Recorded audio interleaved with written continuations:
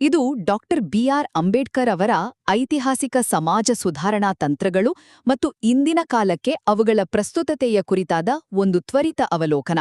ವ್ಯವಸ್ಥಿತ ಅಸಮಾನತೆಯನ್ನು ಮೆಟ್ಟಿನಿಂತು ಶಿಕ್ಷಣ ಹಾಗೂ ಕಾನೂನಿನ ಮೂಲಕ ಶೋಷಿತ ಸಮುದಾಯಗಳಿಗೆ ಮೂಲಭೂತ ಹಕ್ಕುಗಳನ್ನು ತಂದುಕೊಟ್ಟ ಅವರ ಹೋರಾಟದ ಕಥೆ ಇಂದಿನ ಆಧುನಿಕ ಸವಾಲುಗಳನ್ನು ಎದುರಿಸಲು ನಮಗೆಲ್ಲ ಒಂದು ಪರ್ಫೆಕ್ಟ್ ಗೈಡ್ ಅಂತಾನೆ ಹೇಳಬಹುದು.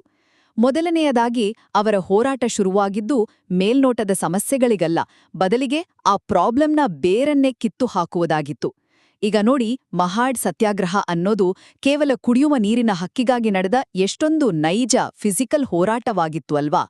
ನೀವೇ ಸ್ವಲ್ಪ ಯೋಚಿಸಿ, ಅಂದಿನ ಕಾಲದ ಆ ಒರಿಜಿನಲ್ ತಳಮಟ್ಟದ ಕನೆಕ್ಷನ್ ಅನ್ನು ಬರೀ ಲೈಕ್ ಮತ್ತು ಶೇರ್ಗಳಿಗೆ ಸೀಮಿತವಾದ ಇವತ್ತಿನ ಆನ್ಲೈನ್ ಡಿಜಿಟಲ್ ಚಳುವಳಿಗಳಲ್ಲಿ ನಾವೆಲ್ಲ ಎಲ್ಲೋ ಕಳ್ಕೊಳ್ತಿದ್ದೀವಿ ಅನ್ಸಲ್ವಾ? ಎರಡನೆಯದಾಗಿ, ಅಷ್ಟು ತೀವ್ರ ಟೀಕೆಗಳು, ದೈಹಿಕ ಹಲ್ಲೆಗಳನ್ನು ಫೇಸ್ ಮಾಡಿದ್ರೂ ಸಹ ಅವರ ಹೋರಾಟದ ಹಾದಿ ಮಾತ್ರ ಯಾವಾಗ್ಲೂ ಅಹಿಂಸಾತ್ಮಕ ಹಾಗೂ ಸಾಂವಿಧಾನಿಕವಾಗಿತ್ತು. ಶಿಕ್ಷಣ, ಸಂಘಟನೆ ಮತ್ತು ಹೋರಾಟ ಅನ್ನೋದೇ ಅವರ ಮೂಲಮಂತ್ರ.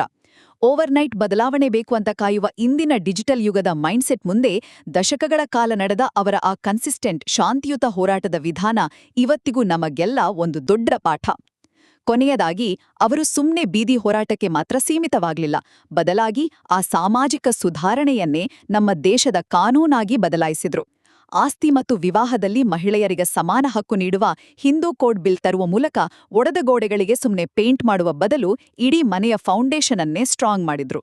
ಇದರಿಂದ ಮಾಡರ್ನ್ ರಿಫಾರ್ಮರ್ಸ್ ಕಲಿಬೇಕಾದದ್ದು ಮೂರು: ಅಸಮಾನತೆಯ ರೂಟ್ ಕಾಸ್ ಹುಡುಕಿ, ಶಾಶ್ವತ ಬದಲಾವಣೆಗೆ ಕಾನೂನನ್ನು ಅಸ್ತ್ರವಾಗಿ ಬಳಸಿ, ಜೊತೆಗೆ ವ್ಯಕ್ತಿಪೂಜೆಗಿಂತ ಮಾನವ ಹಕ್ಕುಗಳಿಗೆ ಹೆಚ್ಚು ವ್ಯಾಲ್ಯೂ ಕೊಡಿ.